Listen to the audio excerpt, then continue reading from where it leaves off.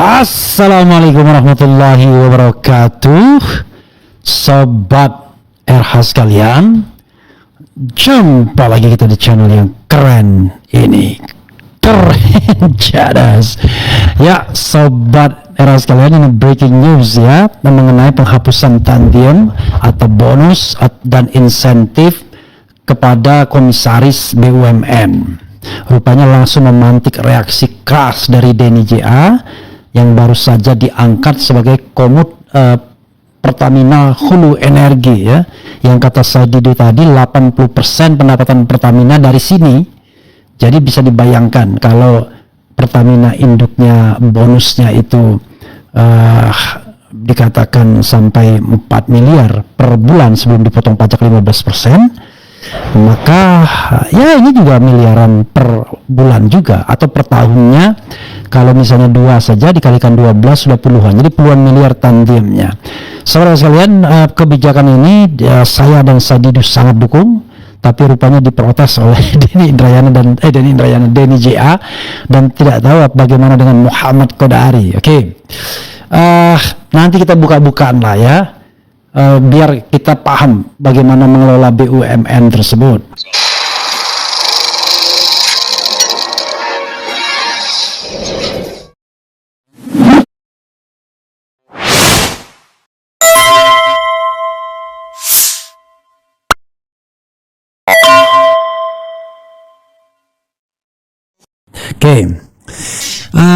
Saya mau telepon lagi Denny JA, mau telepon lagi Sadidu tapi nanti kita lihat ya apakah peluang Sadidu masih berkenan mau bergabung atau tidak. Denny JA respons kebijakan Danantara yang larang komisaris dapat tantium. Peneliti sekaligus pendiri Lembaga Survei Indonesia LSI Denny Januar Ali atau Denny JA buka suara terkait kebijakan baru Badan Pengelola Investasi Daya Anagata Nusantara atau Danantara yang melarang pemberian tantium dan insentif kinerja bagi Dewan Komisaris BUMN dan anak usaha. Kebijakan tersebut tertuang dalam Surat Edaran SE Danantara nomor S063 yang terbit 3 Juli 2025 dan berlaku untuk tahun buku 2025. Denny mengatakan kebijakan tersebut memang lahir dari semangat efisiensi dan penguatan tata kelola. Namun ia menilai aturan itu tidak mempertimbangkan konteks struktur korporasi BUMN Indonesia. Pembayaran tantium dan insentif dalam bentuk apapun untuk Dewan Komisaris BUMN dan anak usaha dinyatakan tidak diperkenankan mulai tahun buku 2025. Sementara itu insentif tetap terbuka bagi direksi dengan syarat berbasis kinerja operasional yang tercermin dalam laporan keuangan yang sahih, tulis Denny JA melalui pesan tertulis. Denny JA yang juga menjabat sebagai komisaris utama PT Pertamina Hulu Energi ini menduga kebijakan tersebut seperti mengambil rujukan sistem tata kelola korporasi di negara-negara penganut One Tier Board seperti Amerika Serikat dan Inggris yang berbeda dengan sistem Two Tier Board yang digunakan formal di BUMN Indonesia. Ini seperti rumah tangga yang memaksakan model arsitektur asing tanpa melihat bentuk tanah dan adat lokal, ujar Denny JA. Denny JA menjelaskan dalam sistem Two Tier Board, Dewan Komisaris BUMN tidak hanya berperan pasif, tetapi aktif dalam komite audit, manajemen risiko, transformasi digital, ESG hingga pengendalian internal, serta memikul risiko hukum setara dengan direksi. Ia menilai menyamakan peran tersebut dengan non-executive directors pasif dinilai sebagai penyederhanaan yang berbahaya. Denny menyebut ada beberapa dampak negatif dari kebijakan itu, diantaranya merendahkan fungsi pengawasan dan berpotensi memicu seleksi negatif. Tanpa insentif profesional, jabatan komisaris hanya akan menarik 2 jenis orang yang tak lagi dibutuhkan sektor lain atau yang datang hanya demi jabatan tanpa kontribusi, kata Denny JA. Denny JA juga mengingatkan potensi munculnya perlawanan pasif dari Dewan Komisaris akibat kebijakan ini. Komisaris mungkin tidak berdemonstrasi, tapi mereka bisa memilih diam, tak bertanya, tak menyela, tak mengoreksi, dan dalam sistem pengawasan diam bisa lebih mematikan dari kritik terbuka, tutur Denny JA. Kemudian Denny JA memandang kebijakan ini bisa menimbulkan diskriminasi struktural antara direksi dan komisaris serta merusak kontrak psikologis di dalam organisasi. Organisasi dibangun atas kepercayaan bahwa kerja keras akan dihargai. Saat kepercayaan itu dicederai, maka loyalitas pun perlahan memudar. dan loyalitas yang hilang tak bisa ditebus dengan regulasi tulisnya. Lebih lanjut, Denny J. memberikan sejumlah rekomendasi seperti mengevaluasi ulang dengan pendekatan one size fits all atau dengan melibatkan akademisi, praktisi, dan pakar hukum tata kelola untuk menyusun solusi yang lebih kontekstual. Selain itu, rekomendasi penerapan sistem hybrid dengan insentif berbasis key performance indicator, kelembagaan, serta melibatkan KPK dan masyarakat sipil dalam mendesain ulang mekanisme kompensasi yang adil. Oke, sahabat dewa sekalian, protes Denny J.A. ya, Allahu Akbar ya. Jadi saya mengatakan apa yang dikatakannya tidak semata-mata salah ya, tetapi oke, biar objektif kita bahas satu-satu dengan saya duduk kembali. Mana ini ya? Ini ya. Halo Puang, halo. Ya. Kita bahas lagi Puang ya. Bagus. Jadi ini kita sudah live ya, 6 menit dan saya sudah membacakan tulisan dari Denny J.A. ini, protesnya. Nanti kita bahas satu-satu, Puang bisa mengcounternya atau setuju ya. Jadi salah satunya adalah dia mengatakan bahwa gini, dia akan bangun, dia bilang akan terjadi seleksi negatif katanya di BUMN. Jadi seleksi negatif itu yaitu dia bilang tanpa insentif profesional, jabatan komisaris hanya akan menarik 2 jenis orang, yang tak lagi dibutuhkan sektor lain atau yang datang hanya demi jabatan tanpa kontribusi. Silakan. Yang justru terbalik. Itu menunjukkan bahwa Denny J.A. mau menjadi komisaris karena mengejar uang. Itu pertama. Oke. Ya. Padahal dia sudah kaya raya. Dan dia bukan keahliannya di Pertamina. Jadi bertolak belakang sama sekali dengan ucapan dia bahwa menarik orang yang profesional. Anda survei kok, bukan survei kok jadi komisaris anak perusahaan Pertamina yang urus tambang. Di mana profesionalnya? Oke. Yang dibantah. Yang kedua, faktanya sekarang orang-orang yang tidak berguna, yang caleg gagal, bukan orang sukses, hanya tim sukses, juru maki menjadi komisaris karena gajinya tinggi. Ya kan? Jadi jangan dibalik. Denny J.A., Anda sudah terlalu lama membodohi rakyat Indonesia. Jangan tambah lagi karena Anda itu menunjukkan Denny J.A. mau jadi komisaris karena mengejar uang. Oke? Bukan profesinya, oke? Dan saya sudah menduga ini akan terjadi, dan itu Pak Rosan sudah menyatakan bahwa pasti timbul serangan. Yang menarik adalah justru yang menyerang adalah orang yang masih tidak profesional dan hanya juru maki, gitu kan? Oke. Ini itu alasan satu ya. Alasan berikutnya adalah Denny mengatakan model Indonesia itu beda. Kita kan two-tier boards. Kalau Amerika one tier board. Dia bilang begini, Denny J.A. menduga kebijakan tersebut seperti mengambil rujukan sistem tata kelola korporasi di negara-negara penganut one tier board seperti Amerika Serikat dan Inggris, yang berbeda dengan sistem two tier board yang digunakan formal di BUMN Indonesia. Ini seperti rumah tangga yang memaksakan model arsitektur asing tanpa melihat bentuk tanah dan adat lokal. Komentar Anda? One tier board, two tier board tidak ada kaitannya dengan insentif. Itu ada pengambilan tanggung jawab. Disitulah diatur bahwa memang one tier board itu two tier board itu tanggung jawabnya berada di direksi dan komisaris seperti di Indonesia. Tapi ingat bahwa itu hanya kental sekali di perbankan. Yang di perusahaan lain tidak. Nah, kalau di luar negeri memang tanggung jawab ada di direksi, komisaris tidak, gitu kan? Nah, tapi bukan berarti lepas segala-galanya, gitu kan? Nah, yang kedua bahwa gaji komisaris sama direksi di tempat lain itu sangat. Nah, dan di perusahaan yang one tier board itu adalah orang yang merangkap jabatan tempat lain di dalam perusahaan yang sama itu tidak menerima gaji lagi. Jadi umpamanya begini, dia komisaris di Indo. Ada komisaris di anak, maka di anak tidak dapat ini. Jadi jangan juga pengetahuan setengah-setengah dipakai untuk mengerti suatu kebijakan, gitu kan. Nah, yang ketiga, ini perusahaan badan usaha milik negara. Anda tidak seenaknya. Ini uang rakyat, gitu loh. Kalau Anda nggak cocok untuk jabatan itu, keluar. Iya kan? Clear. Ini uang rakyat, negara yang mengatur gitu loh. Jangan seenaknya mau ngambil. Kalau Anda gak suka ya keluar, gitu kan? Kan itu aturan negara gitu loh. Oke.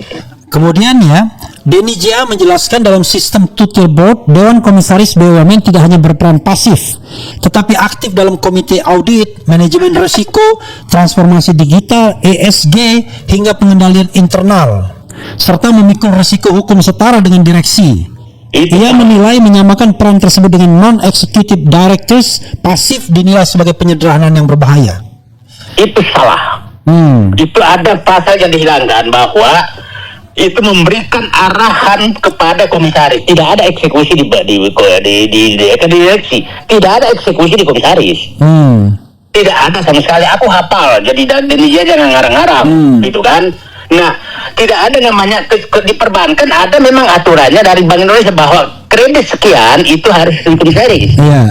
Nah, kalau di kita nggak ada, itu hanya arahan dari komisaris. Kecuali persetujuan direksi anak perusahaan.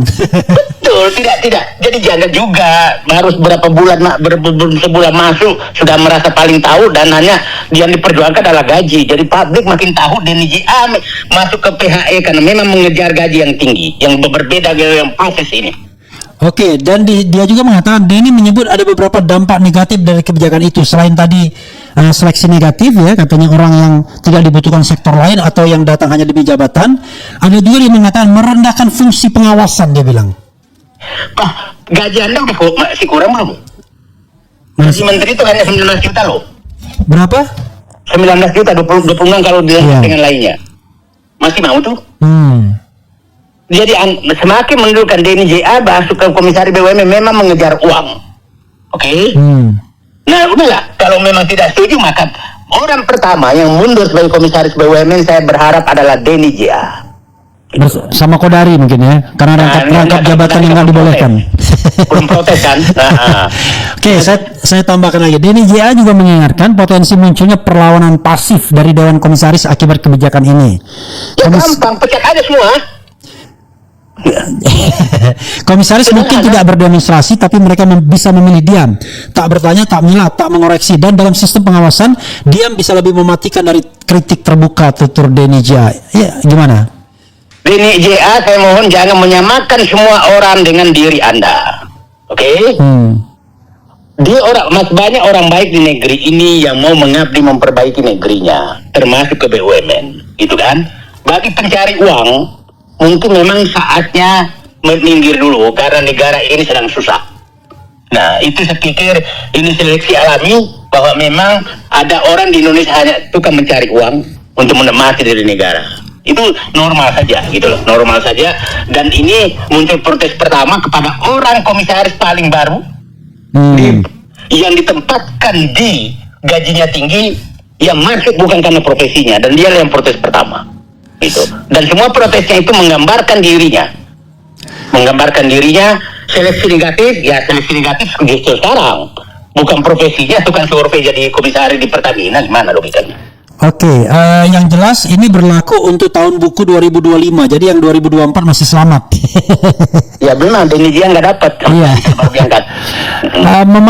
Denny JA memandang kebijakan ini bisa menimbulkan diskriminasi struktural antara direksi dan komisaris serta merusak kontrak psikologis di dalam organisasi. Itu saya bilangkan itu ngarang bebas, nggak usah tanggapi apa-apa. Itu karangan bebas untuk memperjuangkan kepentingan pribadi. Oke, lalu dia kemudian mengusulkan agar kebijakan ini dievaluasi kembali ya, memberikan sejumlah rekomendasi seperti mengevaluasi ulang dengan pendekatan one size fits all atau dengan melibatkan akademisi, praktisi dan pakar hukum tata kelola untuk menyusun solusi yang lebih kontekstual. Selain itu, rekomendasi penerapan sistem hybrid dengan insentif berbasis key performance indicator kelembagaan serta melibatkan KPK dan masyarakat sipil dalam mendesain ulang mekanisme kompensasi yang adil. Gimana? Iya betul lah, tapi nggak tukang survei nggak usah ikutan. Enggak, bukan begitu. Pertanyaannya adalah penghilangan tantiem ini, bonus ini dia usulkan agar dikaji ulang. Menurut Puang perlu dikaji ulang atau ini baiknya langsung diterapkan final? Langsung diterapkan. Karena ini baik kan? Tidak ada yang salah, karena ini BUMN dan menurut saya adalah cut off kesalahan yang terjadi selama ini, termasuk kesalahan yang disebabkan oleh saya pernah menjabat di sini tidak menertibkan itu.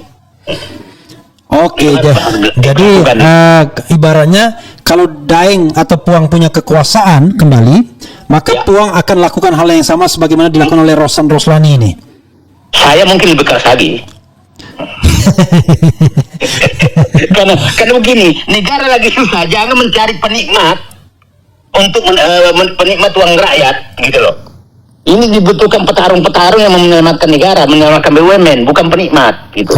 Oke, jadi kalau Anda menjadi komisaris di Pertamina Hulu Energi, kalau aspirasi hidup Anda terlalu tinggi, ya memang akan berat dengan dengan tantian dihilangkan. Tapi kalau Anda hidup Anda normal-normal saja, kan begitu, itu gaji yang diterima sekitar ya mungkin lebih dari 150 juta atau 200 juta per bulan, ya cukup lah itu. Kan pendapatan lain kan tidak dihilangkan, yaitu pendapatan pribadi yang di luar sebagai komisaris kan. Iya, jadi kan kemarin kan pas selesai diangkat komisaris langsung keluar hasil survei kepuasan terhadap Joko Widodo dan Prabowo kan dari DNJA kan. Termasuk yang katanya mayoritas tidak percaya ijazah palsu kan begitu ya? Iya, langsung keluar itu kan. Nah, tapi celakanya di Refli Harun Channel dengan yang polling 90 lebih dari 100.000 yang ngisi polling 90% tidak percaya survei DNJA. ya tapi kan karena dua tukang survei yang kita ragukan, Kodari sama DNJA dikasih karpet merah, maka semakin semangat dia melakukan itu kan. Oke, Puang, silakan, karena mau maghrib, silakan closing statement baik perbincangan pertama kita tadi maupun perbincangan kedua ini. Ini kita sudah duga dan saya pikir ini bagus juga, karena yang muncul pertama adalah yang memprotes adalah DNJA yang masih sebagai komisaris tidak betul-betul berbasis profesional. Dan kelihatan sekali bahwa dia yang bersangkutan memang masuk untuk mengejar gaji, bukan mengejar pengabdian, gitu kan. Jadi menjadi sangat jelas bagi Prabowo dan Danantara bahwa memang seleksi komisaris selama ini adalah tidak benar. Nah, dan justru semua yang dikatakan tadi adalah dibalik. Tadi kami menyatakan bahwa hanya orang yang tidak laku akan mau jadi komisaris kalau gajinya dipotong. Faktanya justru gajinya dinaikkan, justru yang masuk adalah caleg gagal, tukang juru maki, tukang survei yang tidak ada profesinya sama sekali masuk ke BUMN. Jadi jangan dibalik-balik. Sebelumnya waktu Tanti belum besar itu orang-orangnya yang masuk orang-orang profesional, bukan orang-orang sembarangan gitu kan. Sekarang justru ya orang-orang yang mencari hidup aja. Jadi apa yang dikatakan DNJA, terima kasih Anda sudah membuka yang sebenarnya terjadi yang harus dihentikan. Gitu. Oke, Puang, terima kasih banyak ya. Nanti kelihatannya kita bakal terus ramai nih pembicaraan tentang BUMN ini.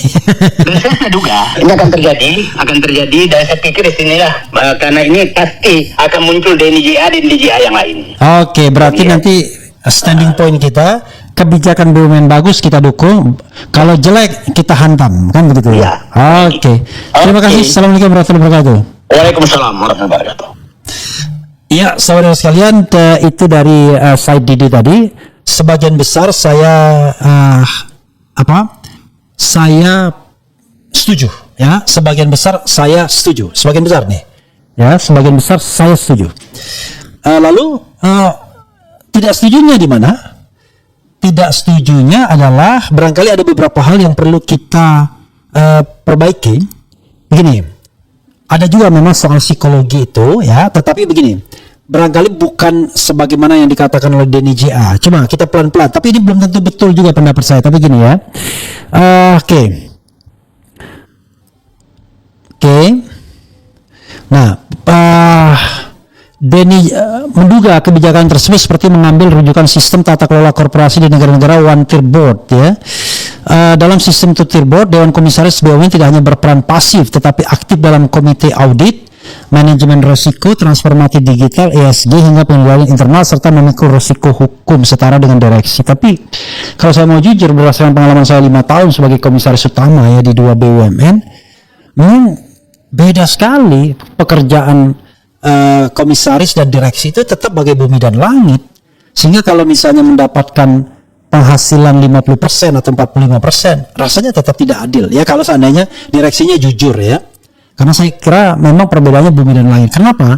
Karena mereka full time job di sana, full time job, dan mereka betul-betul berkarir di sana direksi itu. Ya saya harapkan yang dicari memang direksi atau direktur utama maupun direktur yang lainnya yang profesional kan. Jadi full time job. Jadi wajar kalau mereka kemudian gajinya jauh lebih besar daripada komisaris.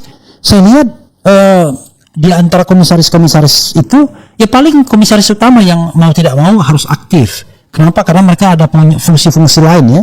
Misalnya memimpin rapat, menandatangani macam-macam dan lain sebagainya. Jadi kalau atau bahkan fungsi-fungsi seremonial ya kalau ada kegiatan perusahaan dan lain sebagainya. Jadi komisaris utama itu sedikit lebih banyak. Tetapi menurut saya dengan kompensasi yang ada per bulan itu sudah cukup. Terakhir ketika saya mentok ya, gaji saya 100 juta sebagai komisaris di 2 tempat. Walaupun pertama masuk cuma 70 juta, tapi kemudian meningkat sampai kurang lebih mentoknya 102 juta per bulan. Cukup lah. Itu 2020 the last time. Ya kan? Sementara tentu kalau biaya perjalanan dan lain sebagainya kan dibiayai untuk hal-hal yang memang terkait dengan BUMN dan lain sebagainya. Nah, jadi saya kira nggak ada yang salah juga dengan itu ya. Oke. Soal katakanlah resiko hukum. Nah, ini kita harus timbang. Karena begini, sebenarnya kalau kita resiko hukum itu sepanjang ini kan yang namanya ada yang namanya BJR ya. Yaitu apa ya istilahnya? Jadi ini responsibility ya. Jadi tentang pertanggungjawaban direksi dan komisaris. Jadi pertanggungjawaban itu kalau komisaris cukup membuktikan bahwa dia sudah melakukan peran kepenasihatan dan peran sebagai pemberi nasihat dan peran pemberi nasihat. Jadi kalau dia memberikan nasihat yang benar terhadap yang namanya bisnis, dia sudah terbebas dari yang namanya pertanggungjawaban hukum, ya kan? Jadi tidak benar juga kalau seandainya dibilang bahwa pertanggungjawaban hukumnya bakal berat dan lain sebagainya. Sepanjang dia bisa membuktikan bahwa dia sudah melakukan BJR atau business judgment rule ya, maka sebenarnya dia sudah terbebas dari itu. Dan kalau kita bicara tindak pidana korupsi dan lain sebagainya, justru yang harus kita tegakkan adalah BPK, BPKP yang benar. Karena kalau misalnya bisnisnya benar dan yang namanya kerugian itu bukan diakibatkan oleh hengki-pengki kong kali kong, maka ya nggak bisa juga direksi dan komisaris, terutama direksi kemudian dipidanakan. Jadi ini soal ekosistem secara keseluruhan ya, bukan hanya soal tantiem komisaris dan direksi. Kemudian dua jenis orang yang akan tanpa insentif profesional, jabatan komisaris hanya akan menarik dua jenis orang yang tak lagi dibutuhkan sektor lain atau yang datang hanya demi jabatan tanpa kontribusi. Wah, ini terlalu berlebihan dan menurut saya terlalu gegabah. Saya setuju dengan saya Dido tadi, justru dengan besarnya tantiem dan pendapatan hingga miliaran per bulan itu sudah memantik hal-hal yang irasional. Bayangkan Anda, menteri saja gajinya tidak seperti itu pendapatannya. Direktur utama Bank Indonesia tidak seperti itu. Even Presiden Republik Indonesia tidak seperti itu. Kan nggak masuk akal kalau kemudian pendapatannya sampai miliaran per bulan itu. Jadi saya kira sangat aneh. Masa gaji Presiden Republik Indonesia lebih rendah dibandingkan pendapatan komisaris yang bukan full time job misalnya. Jadi menurut saya aneh, dan justru ini akan menyeleksi orang-orang yang cuma mengeruk duit dan kenikmatan dari negara saja. Rekomendasi saya justru yang jadi komisaris itu harusnya pegawai-pegawai profesional yang mau pensiun atau yang sudah pensiun dan terbukti integritasnya. Masa kita nggak punya pegawai berintegritas di Pertamina sih misalnya? Jadi bisnis proses dia tahu, tapi integritas tidak cacat selama bekerja selama puluhan tahun. Sehingga ketika ditempatkan sebagai komisaris, orang respect sama dia. Kan begitu. Pertanyaannya, ada nggak sih orang yang begitu di BUMN? Ya pasti ada. Kalau nggak ada ya cari orang luar. Jadi integritas itu yang paling penting. Dan orang yang berintegritas itu nggak lihat fasilitas. Dia mau orang di depan dia pakai barang mewah sekalipun, dia udah nggak masalah, nggak pusing dia. Saya sebagai lawyer nggak pusing saya. Berpakaian apa saya ya, mobil jelek dan lain sebagainya. Sepanjang masih pantas, ya it's okay gitu. Kecuali kalau kita tidak pantas ya. Misalnya kita hadir di suatu tempat dengan pakaian tidak pantas membuat kita nggak nyaman. Tapi untuk kehidupan sehari-hari saya kira nggak terlalu sulit lah. Tidak perlu berpakaian mahal ya, apa adanya saja ya. Kemudian perlawanan pasif. Ya kalau komisarisnya tidak perform ya diganti saja. Banyak kok orang yang mau jadi komisaris. Tapi rekomendasi saya, komisaris itu carilah pensiunan dari tempat-tempat BUMN tersebut, orang yang punya kualitas, punya integritas, dan punya sejarah kerja yang baik. Dan dia pasti akan dihormati.